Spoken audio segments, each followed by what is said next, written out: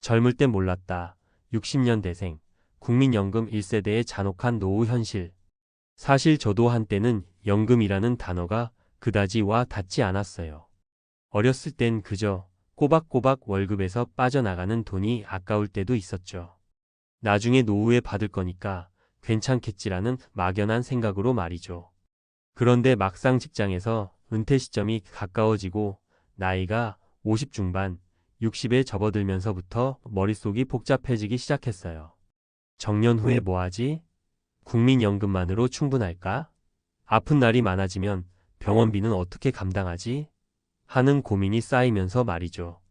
60년 대생은 국민연금 1세대라고 불릴 만큼 연금 제도가 자리 잡는 시기에 사회생활을 시작한 세대라 사실 그 누구도 제대로 된 노후를 미리 살아본 적이 없잖아요. 그래서 더 막막하고 두려울 수밖에 없는 것 같아요. 이번 글에서는 60년 대생이 은퇴를 앞두거나 이미 은퇴를 한 상황에서 마주하게 되는 현실을 조금 더 구체적으로 얘기해 볼까 해요. 그리고 그 속에서 우리가 놓치고 있는 부분, 혹은 미처 준비하지 못한 것들이 무엇인지도 함께 짚어보고 싶어요. 꼭 60년 대생이 아니더라도 지금 3040대인 분들이라면 미리 한 번쯤은 생각해 볼 거리가 될 수 있겠죠. 연금 제도와 현실의 간극, 그리고 여기에 드는 감정과 고민을 솔직하게 풀어보려고 해요. 실제로 주변에서 보고 들은 세 가지 사례를 통해 좀 더 구체적으로 설명해 보겠습니다. 1. 자영업 30년 만에 찾아온 공백 -4개 남은 건 구멍난 통장뿐이네. 먼저 제 지인 중에 박 사장님 가명 이야기를 해볼게요. 60년대 초반생이신데 20대 후반부터 분식집으로 시작해 식당업에 뛰어들었어요. 자영업을 하면 사실 국민연금 보험료 내기도 빠듯하잖아요.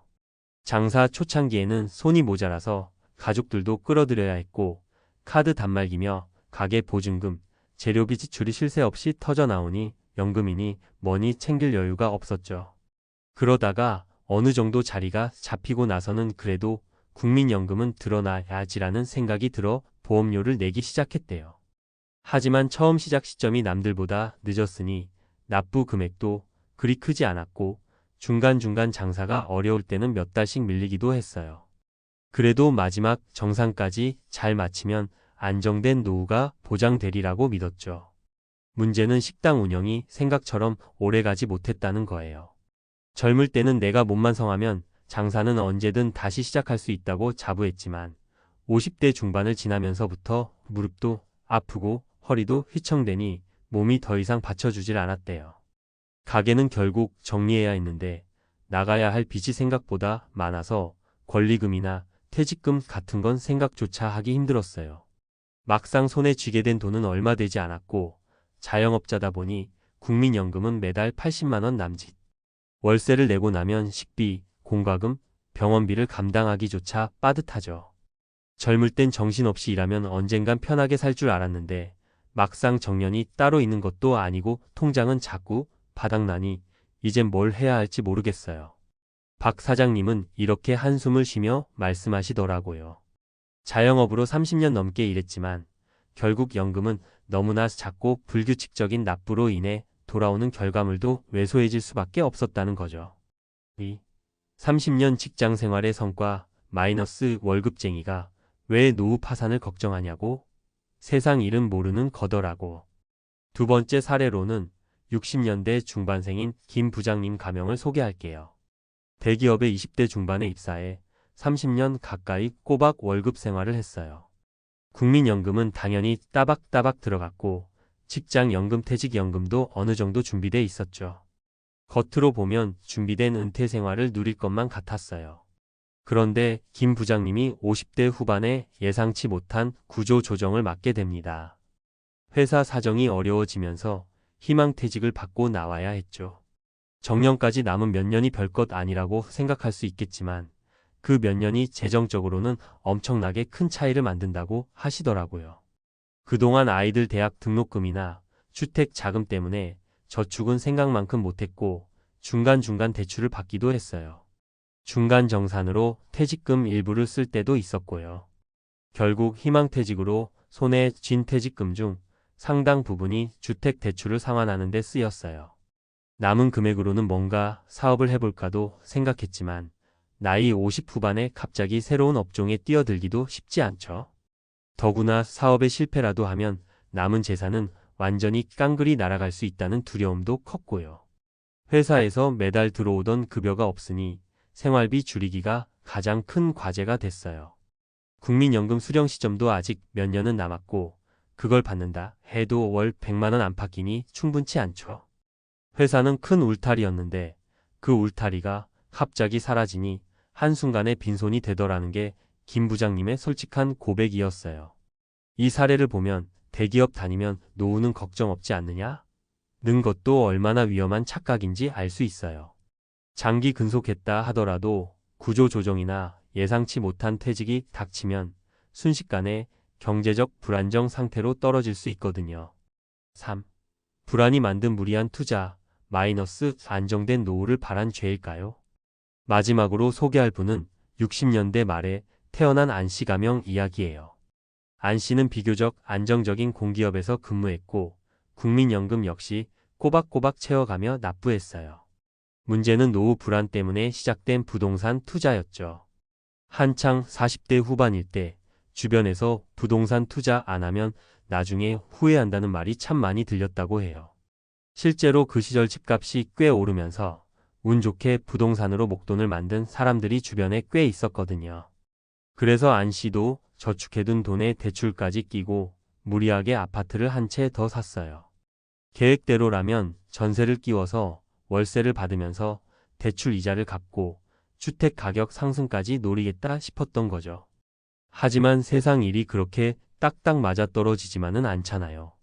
시세가 내려가거나 세입자를 구하기가 어려워지면 대출 이자만 왕창 나가는 상황에 몰리게 돼요. 그러다 보니 목돈이 묶여버리고 정작 본인 노후 자금으로 활용할 여유가 사라진 거예요. 그나마 안정적이던 공기업에서도 조기 퇴직 기회가 생겨서 나왔는데 이후 재취업이 제대로 안 되니 월 이자와 생활비로 통장 돈이 계속 빠져나가더라는 거죠. 안 씨는 남들은 부동산으로 재미를 본다고 하니까 나도 뒤처지면 안 되겠다 싶었는데 결국 무리한 투자였던 것 같다고 후회하고 있어요.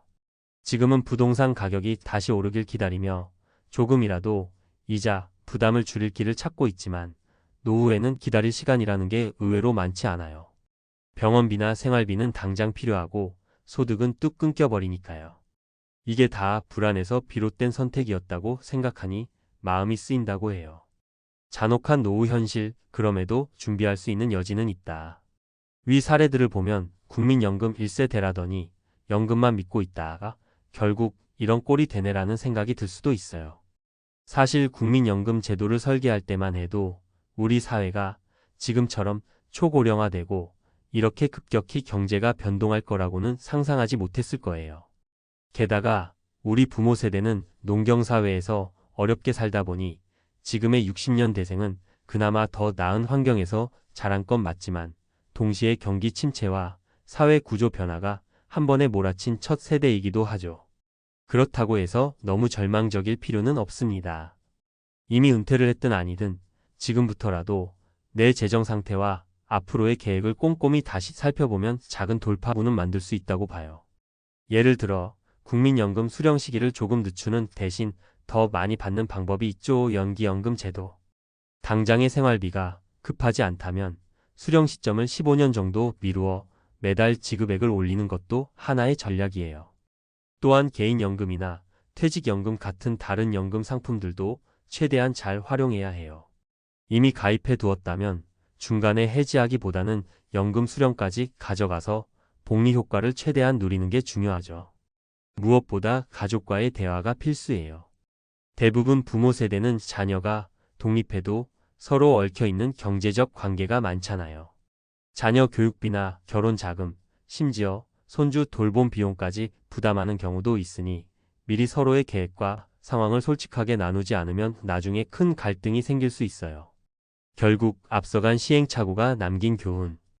60년 대생들이야말로 국민연금 제도의 본격적인 시행착오를 몸소 겪은 세대일지도 몰라요. 제도가 자리 잡는 과정에서 제대로 된 홍보나 교육이 부족했고 과거에는 월급이 높았더라도 중간중간 연금이 끊기거나 이직으로 납부 이력이 단절된 경우가 많았으니까요. 자영업자라면 더욱 상황이 복잡하고요. 그럼에도 불구하고 이들의 이야기가 꼭 암울하기만 한 건 아니라고 생각해요. 왜냐하면 지금 60년 대생들이 겪고 있는 문제를 자세히 들여다보면 앞으로 7080년 대생, 나아가 90년 대생까지 모두가 언젠가는 마주하게 될 가능성이 높은 문제이기 때문이죠. 연금만으로는 부족하다. 계속해서 배우고 일해야 한다. 건강이 가장 중요하다. 같은 말들은 막상 닥쳐봐야 실감하는 법이니까요. 우리 사회가 지금이라도 노후 준비를 좀 더 구체적으로 일찍부터 가르치고 연금 제도를 발전시키며 실질적인 노후 대책을 마련할 수 있다면 좋겠어요. 그리고 각 개인도 미리미리 준비해야 한다는 말이 단순한 잔소리가 아니라는 걸 조금 더 빨리 깨달을 필요가 있습니다. 60년 대생 선배님들의 시행착오가 우리에게 주는 교훈은 분명하니까요. 마무리하며 요즘은 100세 시대라는 말이 더 이상 낯설지 않아요. 그렇다면 오히려 노후가 길어진다는 게 인생에서 2막, 3막을 펼칠 수 있는 기회가 될 수도 있다고 봐요. 다만 그 기회를 활용하기 위해서는 현실적인 재정 기반이 필요하고 건강도 뒷받침돼야 하죠. 준비 없이 맞이한 긴 노후는 잔혹한 현실이 될 수밖에 없으니까요. 60년 대생들은 국민연금의 첫 세대이기도 하고 동시에 거대한 변화의 물결 속에서 예측하기 힘든 상황을 맞은 세대이기도 해요. 부디 지금이라도 현 주소를 명확히 파악하시고 가족이나 전문가와 대화를 통해 할 수 있는 대비를 하나씩 마련해 보셨으면 좋겠습니다. 아직은 늦지 않았어요. 지금 당장 손을 쓰지 않으면 더 늦어질 뿐이죠. 그리고 이 이야기는 60년 대생에게만 해당하는 게 아니라 그 뒤를 잇는 우리 모두에게 중요한 숙제가 될 겁니다. 결국 우리가 바라야 할 건 불안 없는 은퇴가 아니라 현실적으로 감당 가능한 은퇴 준비가 아닐까 싶어요. 지금부터라도 꼼꼼히 살피고 조금씩 바꿔나가면 언젠간 그 흔들림이 적은 노후의 모습을 만들어 갈 수 있으리라 믿습니다. 젊을 땐 몰랐지만 지금이라도 알아서 다행이다 라는 말이 더 이상 늦지 않았으면 좋겠네요. 60년 대생 선배님들이 겪은 시행착오가 훗날 후배 세대들에게는 더 나은 길잡이가 되어주길 바라며 오늘 이야기를 마무리합니다. 퇴직 후 한순간에 무너진 내 인생. 당신도 예외는 아니다. 퇴직 후 삶을 준비하는 사람들에게 내 인생이 한순간에 무너질 수 있다는 경고는 지나치게 느껴질지도 모릅니다. 대부분의 사람들이 퇴직을 마치 새로운 시작처럼 기대하기도 하지만 실제로 많은 이들이 퇴직 후 겪는 충격은 상상 이상입니다. 우리는 젊었을 때 직장 생활에 많은 시간을 할애하며 그 속에서 의미와 정체성을 찾습니다. 하지만 막상 퇴직하고 나면 삶의 방향을 잃고 흔들리기 쉬워집니다. 퇴직 후 맞이하는 현실은 경제적 불안, 정서적 공허함, 사회적 단절 등 다양한 어려움이 복합적으로 다가오는데 이에 대해 준비되지 않은 사람들에게는 정말 큰 타격으로 다가옵니다.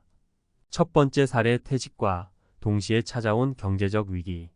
첫 번째로 생각해 볼 문제는 경제적 위기입니다. 어 씨는 55세의 대기업에서 정년퇴직을 맞이했습니다. 그는 평생 직장에서 성실하게 일하며 안정적인 월급을 받았기 때문에 노후 자금을 크게 걱정하지 않았습니다. 퇴직금을 받으니 당장에는 큰 문제 없이 살 수 있을 것 같았죠. 하지만 문제는 그가 퇴직 후에도 이전과 똑같은 생활 수준을 유지하려고 했다는 점입니다. 주말마다 친구들과 고급 레스토랑에서 외식하고 해외여행을 가고 비싼 취미 활동을 계속하며 돈을 쓰기 시작한 겁니다. 그러나 어느 순간 퇴직금이 빠르게 줄어드는 걸 발견하고 뒤늦게 절약하려고 했지만 이미 늦었습니다. 결국 그는 노후에 안정적인 수입원을 마련하지 못한 채 큰 재정적 위기를 맞이하게 되었습니다. 퇴직 후 경제적 계획을 세우지 않으면 빠르게 자산이 줄어드는 현실에 직면할 수 있습니다. 두 번째 사례의 정서적 공허함과 자아 정체성 상실. B씨는 평생을 은행에서 근무한 후 60세에 퇴직했습니다. 그는 자신이 이제껏 쌓아온 경력과 인간관계를 통해 은퇴 후에도 자신의 정체성을 유지할 수 있을 것이라 생각했죠. 하지만 퇴직하고 나니 주변에서 그를 찾는 사람이 급격히 줄어들었고 오랜 시간 동안 형성된 직업적 정체성도 서서히 사라지기 시작했습니다. 그는 직장에 있을 때 늘 바쁘게 지내왔기 때문에 여유로운 시간이 생기면 자유를 즐길 수 있을 거라 기대했지만 현실은 달랐습니다. 정작 퇴직 후에는 할 일이 없어지며 깊은 외로움과 허무함을 느끼기 시작했습니다. B씨는 자신이 더 이상 사회에 필요하지 않은 것 같은 감정에 빠졌고, 이는 결국 심리적인 불안과 우울증으로 이어졌습니다. 직장 생활에서의 역할이 커질수록 퇴직 후 공허함은 더 크게 다가올 수 있다는 점을 명심해야 합니다. 세 번째 사례, 사회적 관계의 단절. C씨는 퇴직 후에도 활발한 사회생활을 기대했습니다. 그는 퇴직 후 더 많은 시간을 친구들과 보내고 다양한 모임에 참석할 것이라고 믿었습니다. 하지만 정작 퇴직 후에는 상황이 전혀 달랐습니다. 직장에 다니면서 형성했던 인간관계는 퇴직과 함께 멀어지기 시작했고, 매일 보던 동료들과의 연락도 점점 줄어들었습니다. 퇴직 후 혼자만의 시간이 많아지면서 사회적 고립감을 느꼈습니다. 친구들은 여전히 직장에 다니느라 바빴고, C씨는 그들과 어울릴 기회가 줄어들었죠. 결국 그는 친구들과의 만남이 줄어들고 사회적 소속감이 약해지며 외로움과 소외감을 겪게 되었습니다. 퇴직 후에도 활발한 사회적 관계를 유지하기 위해서는 적극적인 노력이 필요합니다. 퇴직 전부터 인간관계를 넓히고 새로운 모임에 참여하는 등 다양한 활동을 준비해야 합니다. 퇴직 후의 불안, 어떻게 극복할 수 있을까? 이 세 가지 사례에서 보듯이 퇴직은 단순히 일을 그만두는 것이 아니라 새로운 삶에 적응하는 과정에서 다양한 도전과 어려움을 동반합니다. 하지만 미리 준비한다면 이러한 충격을 줄이고 오히려 퇴직 후의 삶을 더욱 풍요롭게 만들어갈 수 있습니다. 이를 위해서는 세 가지 중요한 대비책이 필요합니다. 경제적 준비. 퇴직 후에도 안정적인 수입원을 확보하는 것이 중요합니다. 퇴직금을 무턱대고 소비하는 대신 연금이나 투자 등을 통해 안정적인 현금 흐름을 만드는 것이 필요합니다. 퇴직 전부터 재정 계획을 세우고 필요하다면 퇴직 후에도 일정 기간 일을 이어가는 방법을 고려해 보세요. 정서적 준비. 직장에서의 역할이 사라지면 정체성 상실로 이어질 수 있기 때문에 퇴직 전부터 자신이 좋아하는 취미나 활동을 찾아서 꾸준히 이어가야 합니다. 새로운 목표를 세우고 그 목표를 향해 나아가는 것이 중요한 이유입니다. 사회적 관계 유지. 퇴직 후에도 사회적 관계를 유지하는 것이 중요합니다. 가족, 친구, 지역 사회 등 다양한 인간관계를 지속적으로 발전시키고 새로운 모임이나 활동에 적극적으로 참여하세요. 이를 통해 소속감을 유지하고 사회적 고립을 피할 수 있습니다. 퇴직 후 삶은 우리에게 많은 도전과 변화를 요구하지만 준비된 마음과 계획을 갖춘다면 그 또한 풍요롭고 의미 있는 시간으로 만들 수 있습니다. 중요한 것은 미리 대비하고 퇴직 후의 삶을 계획하는 것입니다. 당신도 예외가 될 수 없다는 사실을 명심하고 지금부터 준비해 나가는 것이 필요합니다. 퇴직 후에도 멈추지 않는 불안, 어떻게 대처할 것인가? 퇴직 후에 찾아오는 불안감은 우리 모두에게 예외가 아닙니다. 어느 정도 예상은 했지만 막상 그 시기를 맞이하게 되면 그동안 쌓아왔던 안정감이 무너지는 기분을 느끼게 됩니다. 오늘은 퇴직 이후 우리 삶에 찾아오는 불안감의 실체와 이를 어떻게 극복할 수 있을지에 대해 조금 더 깊이 있는 이야기를 해보겠습니다. 우리가 살아온 인생에서 퇴직은 중요한 전환점입니다. 많은 사람들이 퇴직을 일종의 자유라고 생각하고 기대감을 가지지만 현실적으로 퇴직 후의 삶은 생각보다 훨씬 복잡하고 불안할 수 있습니다. 그 이유는 단순히 일에서 벗어났기 때문만은 아닙니다. 일자리가 주는 안정감과 규칙적인 생활 리듬, 경제적 안정성까지 한꺼번에 무너지는 것이 가장 큰 원인입니다. 퇴직 후에도 행복하고 평안한 삶을 살기 위해선 이에 대한 준비가 필수적입니다. 이제부터 그 방법을 알아봅시다. 퇴직 후의 경제적 불안. 예측할 수 있었던 함정. 먼저 퇴직 후 가장 큰 불안 요소 중 하나는 경제적 문제입니다. 직장에서 받는 급여는 더 이상 없고 퇴직금과 연금에 의존하게 되는데 그 금액이 우리의 기대를 충족시키지 못하는 경우가 많습니다. 예를 들어 퇴직 후에도 이전과 같은 생활 수준을 유지하려고 하는 경우 경제적 문제는 더욱 빠르게 다가올 수 있습니다. 우리가 흔히 생각하는 연금은 한때는 충분할 것 같아 보이지만 실제로 그 돈만으로 충분히 생활을 영위하기 어려운 현실에 직면할 수 있습니다. 특히 예상치 못한 의료비나 가족을 돌봐야 할 상황이 생긴다면 그 부담은 더욱 커질 수 있습니다. 한 사례를 들어보겠습니다. 김 씨는 대기업에서 은퇴하고 난 후 퇴직금과 연금으로 여유로운 노후를 기대했습니다. 하지만 퇴직 후에는 예상치 못한 집 수리비와 병원비가 발생해 연금만으로는 감당하기 어려워졌습니다. 결국 김 씨는 퇴직 후 다시 일을 해야만 했죠. 경제적 불안은 퇴직 후 우리의 정신적 안정을 크게 흔들 수 있기 때문에 철저한 준비가 필요합니다. 그러므로 퇴직 전부터 경제적 계획을 세우는 것은 필수입니다. 퇴직금과 연금 이외에도 다양한 수입원을 준비하거나 지출을 줄이는 생활 습관을 길러야 합니다. 특히 50대부터는 퇴직 후의 생활을 구체적으로 계획하고 절약과 재테크 방법을 배우는 것이 중요합니다. 퇴직 후에도 작은 규모의 일을 하거나 투자, 수익을 꾸준히 창출할 수 있는 방법을 찾는 것이 한 가지 해결책이 될 수 있습니다. 정체성 상실의 문제 누구나 겪는 혼란. 또 다른 중요한 문제는 정체성 상실입니다. 우리는 직장에서의 역할을 통해 자신의 가치를 확인하고 사회적으로 인정받으며 살아왔습니다. 그런데 퇴직 후에는 그 역할이 사라지면서 나는 누구인가라는 질문을 던지게 됩니다. B 씨의 경우를 살펴보면 그는 평생 은행에서 일하며 자신의 직업에 큰 자부심을 가지고 있었습니다. 하지만 퇴직 후에는 자신이 더 이상 사회에서 필요한 존재가 아니라는 생각에 빠졌고 심리적 혼란을 겪게 되었습니다. 결국 그는 퇴직 후 삶의 방향을 잃고 우울증에 빠지게 되었습니다. 정체성의 상실은 단순히 할 일이 없다는 차원의 문제가 아닙니다. 평생을 일하며 정체성을 구축해온 사람들이 그 역할이 없어지는 순간 자신에 대한 자존감이 떨어지게 됩니다. 이는 삶의 전반적인 만족도를 낮추고 심리적인 불안감을 증폭시키죠. 이 문제를 해결하기 위해서는 새로운 역할과 목표를 찾아야 합니다. 퇴직 후에도 자신만의 정체성을 유지할 수 있는 방법을 찾아야 하며 이는 미리 준비되지 않으면 어려울 수 있습니다. 퇴직 전부터 자신의 취미나 관심사를 바탕으로 새로운 활동을 계획하거나 사회적으로 의미 있는 봉사나 재능 기부 같은 일을 통해 새로운 정체성을 구축하는 것이 필요합니다. 이렇게 새로운 목표를 가지게 되면 퇴직 후에도 삶의 의미를 발견할 수 있고 불안감을 해소하는 데 큰 도움이 됩니다. 사회적 관계의 변화, 고립에서 벗어나는 법. 퇴직 후 사회적 관계의 변화 또한 무시할 수 없습니다. 직장에서는 자연스럽게 동료들과 교류하며 관계를 형성하지만 퇴직 후에는 그 관계들이 점점 멀어지게 됩니다.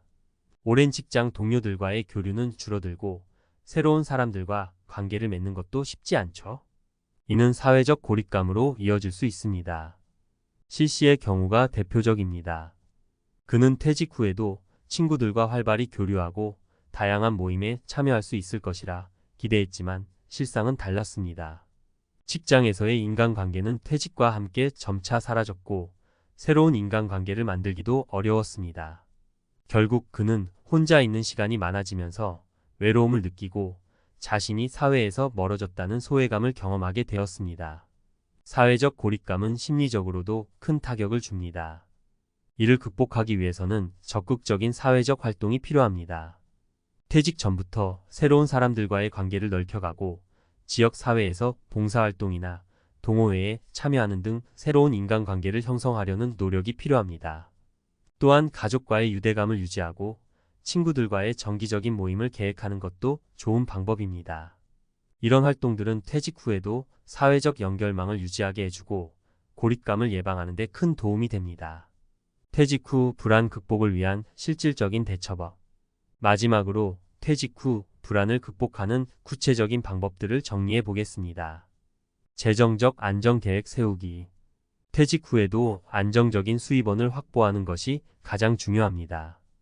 연금 외에도 소액 투자, 작은 일자리 등을 통해 꾸준한 수익을 창출할 수 있는 방법을 찾아야 합니다.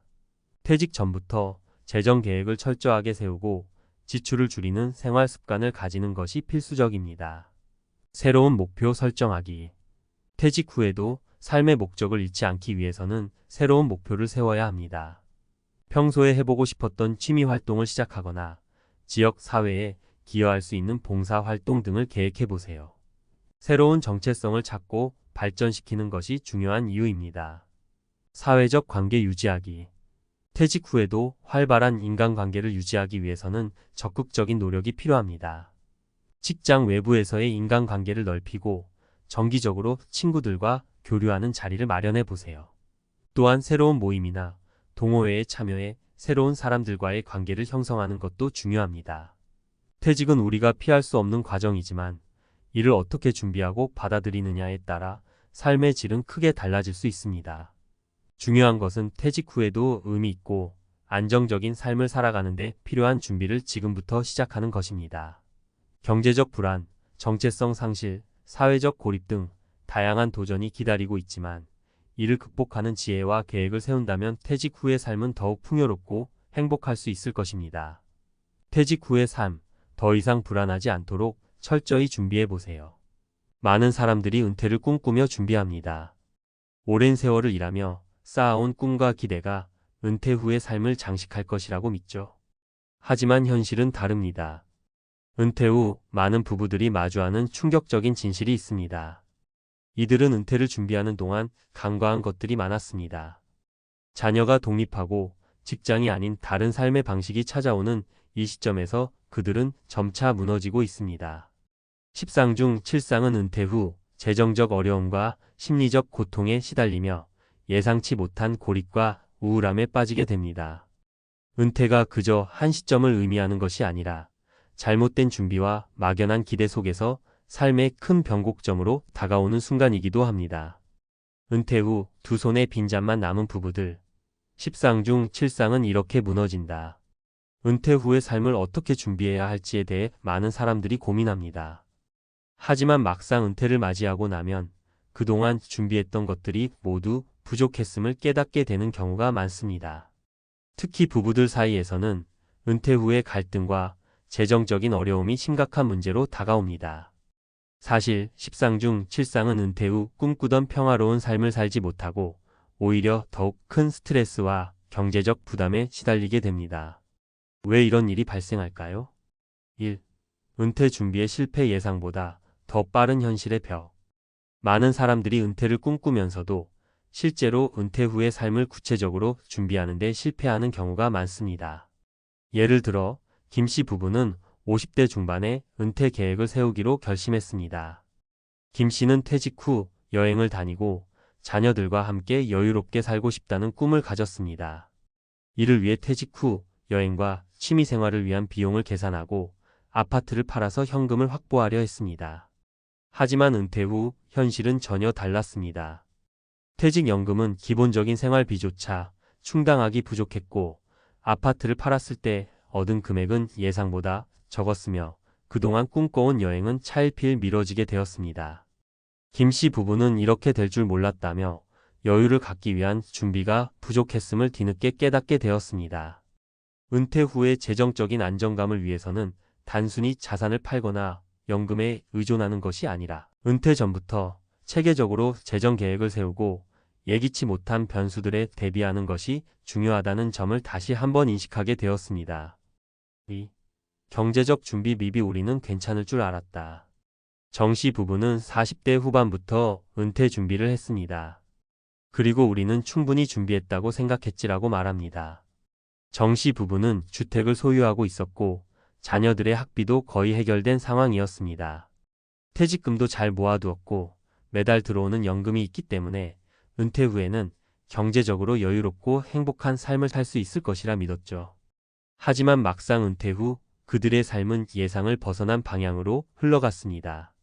문제는 건강이었습니다. 은퇴 후 얼마 지나지 않아 정 씨 부부는 각각 건강에 문제가 생기기 시작했습니다. 정 씨는 고혈압과 당뇨를 앓고 있었고 아내는 허리 디스크로 고생하기 시작했습니다. 병원비와 약값이 계속해서 증가하며 그들의 경제적 부담이 가중되었습니다. 그리고 더 큰 문제는 은퇴 후 활동이 줄어들면서 신체적인 건강뿐 아니라 정신적으로도 우울증에 시달리게 되었다는 것입니다. 자녀들도 이미 독립해 부모와 함께 살지 않았고 결국 두 사람은 고립감과 외로움 속에서 고통받았습니다. 결국 정씨 부부는 은퇴 후에 예상치 못한 지출과 건강 문제로 재정적인 위기를 맞게 되었습니다. 그들은 은퇴 후의 삶을 준비하면서 그동안 세운 계획만으로는 충분하지 않다는 사실을 뼈저리게 느꼈습니다. 은퇴 후에는 소득을 계속해서 창출할 방법을 모색하거나 의료비 등 예기치 못한 비용을 충분히 감당할 수 있는 대비책이 필요하다는 점을 깨달은 것입니다. 3. 정신적 준비 부족. 우리는 단지 쉬고 싶었을 뿐. 이 부부의 이야기도 은퇴 후 삶의 중요한 교훈을 안겨줍니다. 박 씨 부부는 은퇴 후 그동안 일만 하며 바쁘게 살아왔으니 이제는 조금 쉴 수 있을 것이라고 생각하며 퇴직을 결정했습니다. 그들은 더 이상 일에 얽매이지 않고 하루하루를 자유롭게 즐기며 여유로운 삶을 살 계획을 세웠습니다. 하지만 그들이 예상했던 것과는 다르게 은퇴 후 시간이 지나면서 박 씨 부부는 무기력하고 지루한 나날을 보냈습니다. 박 씨 부부는 아무리 쉬어도 만족감을 느끼지 못했습니다. 계속해서 오늘은 무엇을 해야 하지? 라는 질문이 떠올랐고 결국 그들의 삶은 무기력한 일상에 갇혀버렸습니다. 그들은 은퇴 후의 삶에 대해 구체적인 계획을 세우지 않았고 무엇을 할지, 어떻게 시간을 보내야 할지에 대한 고민 없이 퇴직을 맞이한 결과 우울감과 공허함을 느끼게 된 것입니다. 은퇴 후에도 어떤 목적을 가지고 살아가는 것이 중요한데 이를 준비하지 않으면 하루하루가 공허하게 느껴질 수밖에 없다는 점을 깨닫게 되었습니다. 은퇴 후 삶의 현실 무엇을 준비해야 할까? 이러한 사례들은 단지 몇 가지 예일 뿐 현실에서 은퇴 후 삶이 무너지는 이유는 너무나 많습니다. 은퇴 후 삶을 잘 준비하기 위해서는 경제적인 안정뿐만 아니라 정신적인 준비도 중요합니다. 즉, 퇴직 후에도 꾸준히 수입을 올릴 수 있는 방법을 찾거나 취미와 활동을 통해 만족감을 얻는 방법을 모색해야 합니다. 그리고 무엇보다도 은퇴 후의 삶을 어떻게 보내고자 하는지에 대한 구체적인 계획이 필요합니다. 또한 은퇴 후에도 계속해서 변화하는 환경에 맞춰 계획을 수정하고 보완하는 능력이 필요합니다. 단기적인 목표에만 집중하기보다는 장기적인 시각으로 은퇴 후 삶을 설계해야 진정한 만족을 얻을 수 있습니다. 결국 은퇴 후 행복한 삶을 살기 위해서는 재정적인 준비뿐만 아니라 정신적, 신체적 건강, 그리고 활동적인 삶을 지속할 수 있는 방법을 함께 고려해야 합니다. 이러한 준비가 부족할 경우 은퇴 후에는 빈 잔만 손에 쥐게 될 뿐입니다. 이처럼 은퇴 후의 삶은 준비 없이 맞이하기에는 너무나도 큰 도전입니다. 우리가 그동안 일하며 경험한 것들을 바탕으로 은퇴 후 삶을 준비해야 비로소 빈잔이 아닌 풍성한 삶을 누릴 수 있을 것입니다. 은퇴 후 삶, 준비 없이는 절대 평화롭지 않다. 은퇴 후 삶을 준비하는 것은 그리 간단한 일이 아닙니다. 우리는 보통 은퇴라는 단어에 대해 이제 더 이상 일하지 않아도 된다, 여유로운 삶을 즐길 수 있다는 식으로 긍정적인 이미지를 떠올립니다. 그러나 실제로 많은 사람들은 은퇴 후 그 기대와는 전혀 다른 현실을 맞닥뜨리게 됩니다. 이 글에서는 은퇴 후 삶을 준비하는 데 있어 가장 중요한 점들에 대해 이야기해 보려 합니다. 퇴직 후 잘 살기 위한 준비라는 말을 그냥 지나치지 마세요. 이 준비가 없다면 은퇴 후 그 누구도 평화롭게 살아갈 수 없습니다. 은퇴 후 첫 번째 문제는 경제적 불안정. 많은 사람들이 은퇴 후에 재정적 여유를 꿈꾸지만 막상 은퇴하고 나면 그 여유가 얼마나 중요한지를 깨닫게 됩니다. 경제적 준비가 제대로 되어 있지 않다면 은퇴 후 몇 년이 지나지 않아 생활비 문제로 큰 어려움을 겪게 될 수 있습니다. 실제 사례로 김모 씨 부부는 60대 초반에 은퇴를 했습니다. 김 씨 부부는 오랜 기간 동안 직장에서 일하며 자녀들을 키우고 자산을 쌓기 위해 열심히 노력했습니다. 은퇴 후에는 자신들이 준비한 연금과 퇴직금을 바탕으로 여유롭게 여행도 가고 새로운 취미도 가지며 즐겁게 살아갈 계획이었죠. 그러나 현실은 달랐습니다. 예상보다 적은 퇴직금과 연금, 그리고 점차 늘어나는 생활비가 문제였습니다. 특히 김 씨의 아내는 갑작스러운 건강 문제로 병원비가 빠르게 늘어나기 시작했고, 이로 인해 그들의 재정 상황은 급격히 나빠졌습니다. 김 씨 부부는 결국 은퇴 후 몇 년 만에 큰 경제적 어려움에 직면하게 되었습니다. 연금만으로는 충분히 생활할 수 없다는 사실을 깨닫고 다시 아르바이트를 시작했지만 건강도 나빠져 그마저도 오래 할 수 없었습니다. 이처럼 재정적 준비가 부족한 상태로 은퇴를 맞이하게 되면 한순간에 생활이 어려워질 수 있습니다. 은퇴 준비를 철저히 하기 위해서는 단순히 퇴직금을 모으는 것만으로는 부족합니다. 생활비를 어떻게 지속적으로 관리할 것인지, 그리고 예상치 못한 지출에 대비할 수 있는 여유 자금을 마련하는 것이 무엇보다 중요합니다. 그뿐만 아니라 재정적으로 여유로운 은퇴 생활을 위해서는 주택을 어떻게 운영할지, 그리고 자녀와의 경제적 관계는 어떻게 정리할지에 대한 고민도 필요합니다. 정신적 준비가 더 중요하다. 재정적 준비 못지않게 중요한 것이 바로 정신적 준비입니다. 우리가 은퇴 후에 겪게 되는 변화 중 하나는 바로 일상에서의 역할 변화입니다. 그동안 우리는 이를 통해 사회적 역할을 수행해왔고 직장에서의 성취가 우리의 자아를 채워주었습니다. 하지만 은퇴 후에는 일상에서의 역할을 잃게 되면서 공허함과 우울감을 느낄 수 있습니다. 이는 예기치 않게 찾아오는 문제로 준비가 되어 있지 않다면 큰 고통을 겪을 수 있습니다.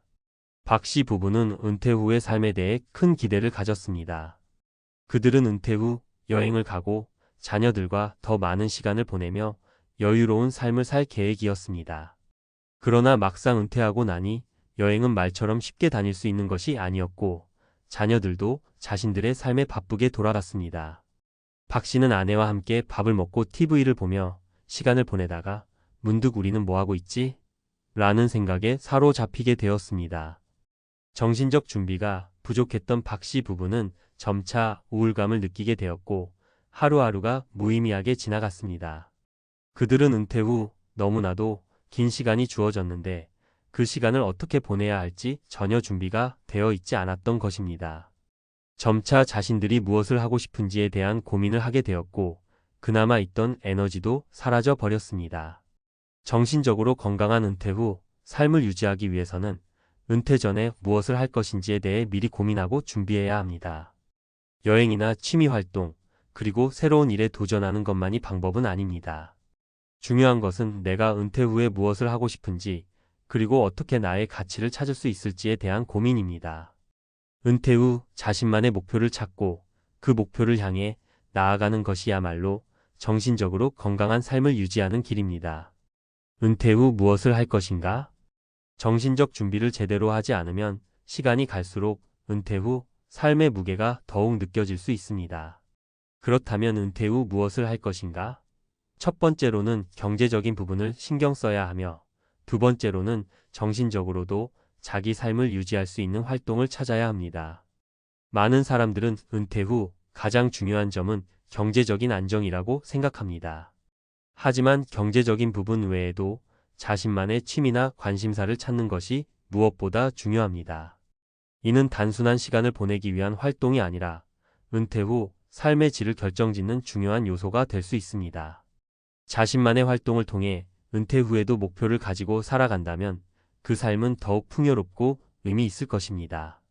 예를 들어 은퇴 후 농사를 시작하거나 새로운 사업을 구상하는 사람도 있습니다. 그들이 은퇴 후에도 계속해서 활발히 활동할 수 있는 이유는 그들이 무엇을 할 것인가에 대해 미리 고민하고 준비했기 때문입니다.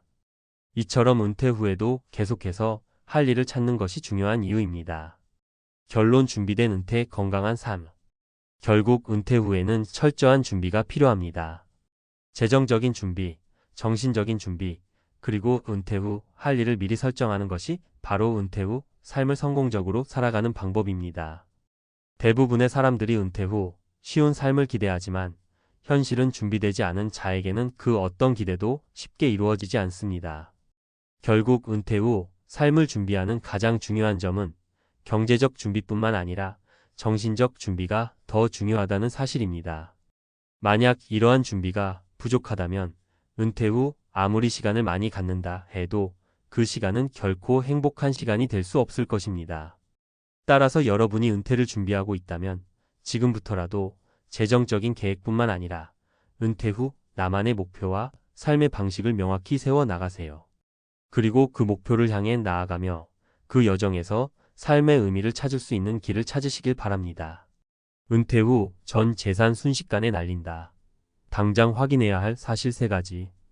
은퇴 후 재산을 지키는 일은 대한민국에서 누구나 직면하게 되는 중요한 문제입니다.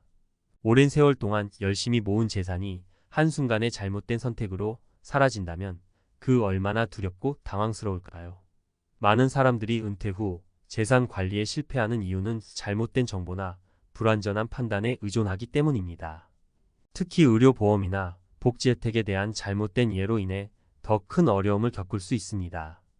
이제 은퇴 후 전 재산을 날리지 않기 위해 반드시 확인해야 할 3가지 사실을 알아보겠습니다.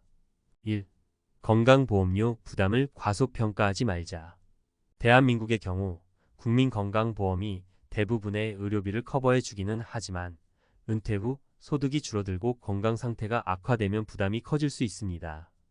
은퇴 전에는 직장에서 일부 지원받던 건강보험료가 이제는 스스로 부담해야 하므로 매월 나가는 고정 비용이 상당히 증가할 수 있습니다. 더군다나 은퇴 후에는 병원에 갈 일이 많아지기 때문에 의료비 지출도 늘어나기 마련이죠. 사례 1. 서울에 사는 이 씨는 은퇴 전 직장에서 건강보험료의 절반을 회사에서 지원받아 큰 부담 없이 의료비를 해결했습니다. 그러나 은퇴 후 건강보험 지역 가입자가 되면서 그동안의 소득과 재산을 기준으로 보험료가 크게 올라 매달 수십만 원의 건강보험료를 내게 되었습니다. 고정 지출이 생각보다 커지자 이 씨는 은퇴 후 생활비를 절약해야 하는 현실에 직면하게 되었고 미리 건강보험료 부담을 예상하지 못한 것을 후회하게 되었습니다. 2. 노후 자산 관리, 정부 지원에만 의존하지 말자. 많은 사람들이 국민연금이나 기초연금만으로 은퇴 후 생활이 가능할 것이라고 생각하지만 현실은 그리 녹록하지 않습니다. 국민연금은 현재 받고 있는 금액이 적고 기초연금 또한 일정 소득 이하인 사람에게만 지급됩니다. 따라서 이러한 정부 지원에만 의존해서는 은퇴 후 생활비를 충분히 충당할 수 없습니다. 특히 의료비나 주거비와 같은 필수 지출을 고려하면 별도의 자산관리 계획이 반드시 필요합니다. 사례 2. 대전에 거주하는 박 씨는 은퇴 후 국민연금과 기초연금만으로 생활을 할 수 있을 것이라고 생각했지만 실제로 받는 연금액은 예상보다 적었습니다. 생활비뿐만 아니라 예상치 못한 의료비까지 발생하면서 적은 연금으로는 버티기 어려워졌습니다. 박 씨는 결국 예금과 적금을 깨며 살아갔고 그동안 모은 자산이 빠르게 줄어드는 현실에 크게 당황했습니다. 연금만으로는 은퇴 생활이 불가능하다는 것을 뒤늦게 깨달은 것이죠. 3. 부동산 자산 유지 관리 비용을 간과하지 말자. 대한민국에서는 많은 사람들이 은퇴 후 부동산을 자산으로 보유하고 있거나 주택을 은퇴 자금으로 활용하는 경우가 많습니다. 하지만 부동산은 생각보다 유지 관리 비용이 많이 들고 부동산 시장 상황에 따라 가치가 하락할 수 있는 위험도 존재합니다. 은퇴 후에 주택을 유지하기 위한 관리비, 재산세, 유지 보수 비용 등을 충분히 고려하지 않으면 은퇴 후 큰 재정적 부담을 느낄 수 있습니다. 사례 3. 부산에 사는 김 씨는 은퇴 후 자녀와 함께 살던 대형 아파트를 유지하려 했지만 매달 나오는 관리비와 재산세가 큰 부담이었습니다. 거기에 아파트 노후로 인한 보수 비용까지 발생하면서 은퇴 자금을 예상보다 많이 지출하게 되었습니다. 김 씨는 결국 아파트를 팔고 작은 주택으로 이사했지만 그 과정에서 발생한 거래 비용과 이사 비용으로 큰 손해를 보았습니다. 부동산 자산은 유지 비용을 제대로 고려하지 않으면 오히려 재산을 빠르게 소진시키는 원인이 될 수 있다는 것을 깨달았습니다. 결론. 은퇴 후 재산을 지키기 위해서는 미리 철저한 계획을 세워야 합니다. 건강보험료, 부담, 정부 연금에 대한 오해, 부동산, 자산 관리 등에서 발생하는 문제를 간과하면 전 재산을 순식간에 날릴 수 있습니다. 은퇴 후 안정적인 생활을 위해서는 이런 문제들을 사전에 충분히 고려하고 재정 계획을 세워야 합니다. 또한 전문가와 상담하여 나의 재정 상황에 맞는 구체적인 자산 보호 전략을 마련하는 것이 필수입니다. 은퇴 후 전 재산을 지키는 것은 누구나 중요하게 생각하는 문제입니다. 앞서 말한 대로 건강보험료, 정부의 연금 혜택, 그리고 부동산 자산의 관리와 같은 요소들이 은퇴 후 재정에 큰 영향을 미칠 수 있습니다. 이번 칼럼에서는 전문가의 시각에서 보다 구체적인 실천 방법을 제시하며 은퇴 후 재산을 어떻게 지킬 수 있을지 알아보겠습니다. 이 칼럼은 구체적인 사례를 통해 설명하므로 독자들이 현실적으로 적용할 수 있는 방안을 고민해 볼 수 있을 것입니다. 1. 건강보험료 부담 관리 전략. 은퇴 후 건강보험료는 생각보다 많은 사람들이 간과하는 큰 비용입니다. 은퇴 전에 직장에서 일부 지원받던 건강보험료가 은퇴 후에는 지역 가입자로 전환되며 전체 금액을 부담하게 됩니다. 그런데 여기서 중요한 점은 건강보험료는 소득뿐만 아니라 재산에 따라서도 달라진다는 것입니다. 은퇴 후에는 고정소득이 줄어드는 만큼 보험료 부담이 커지지 않도록 미리 계획하는 것이 필수입니다. 전문가의 조언. 우선 은퇴 전에 건강보험료가 얼마나 될지 미리 계산해 보는 것이 중요합니다. 이를 위해서는 국민건강보험공단 홈페이지에서 지역 가입자로 전환될 때 예상되는 보험료를 확인할 수 있습니다. 또 만약 은퇴 후 주택을 처분하거나 자산을 줄이는 계획이 있다면 보험료가 어떻게 변동할지 반드시 체크해야 합니다. 부동산을 처분할 계획이 있는 경우 자산이 적어질수록 건강보험료가 줄어들 수 있으므로 세밀한 조정이 필요합니다. 더불어 노후보험 상품을 활용하는 것도 좋은 방법입니다. 현재 대한민국에는 실비보험이나 간병보험과 같은 다양한 노후 대비 보험이 존재하는데 이를 통해 갑작스러운 의료비 지출에 대비할 수 있습니다. 실비보험은 건강보험에서 보장하지 않는 부분을 커버할 수 있기 때문에 큰 의료비 지출을 막는 데 유용할 수 있습니다. 사례. 서울에 거주하는 김 씨는 은퇴 전 지역 가입자로 전환될 경우의 건강보험료를 미리 계산해 보았습니다.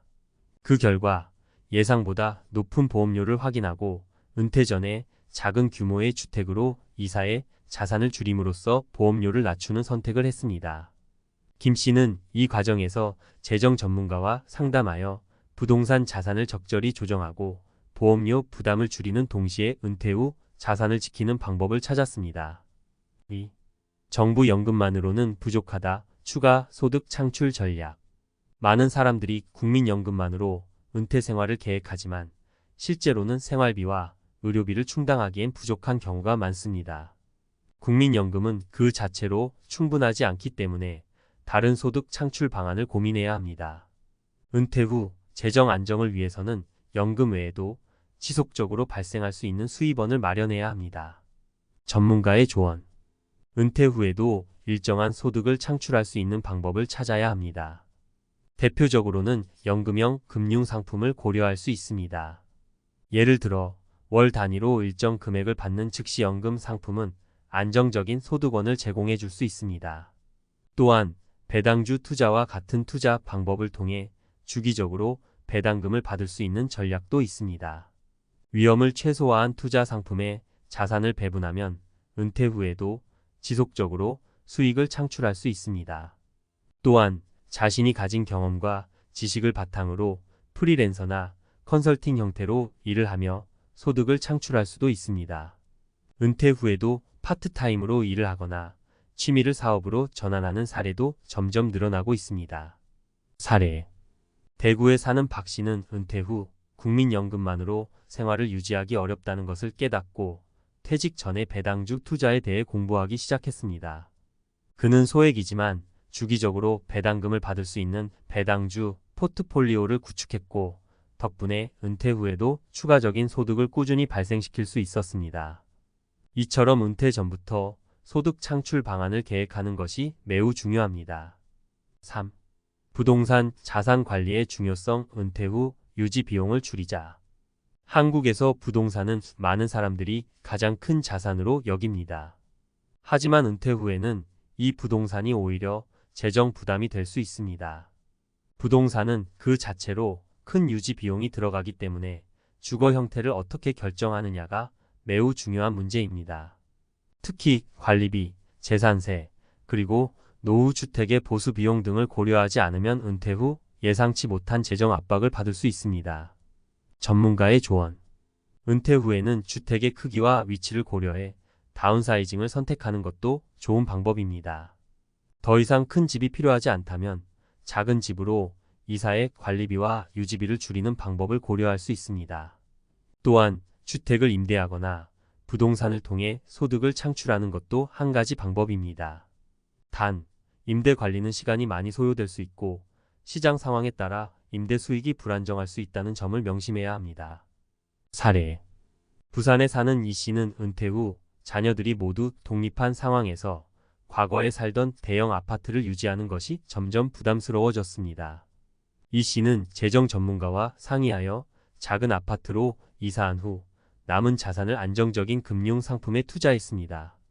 덕분에 유지비는 줄어들었고 남은 자산에서 꾸준한 수익도 발생하게 되었습니다. 이처럼 부동산 자산 관리 전략을 잘 세우면 은퇴 후 재정 안정에 큰 도움이 됩니다. 결론: 은퇴 후 재산 보호는 철저한 계획이 필요하다. 은퇴 후 재산을 지키기 위해서는 건강보험료 부담을 미리 계산하고 국민연금 외에도 추가 소득을 창출할 수 있는 방법을 모색해야 합니다.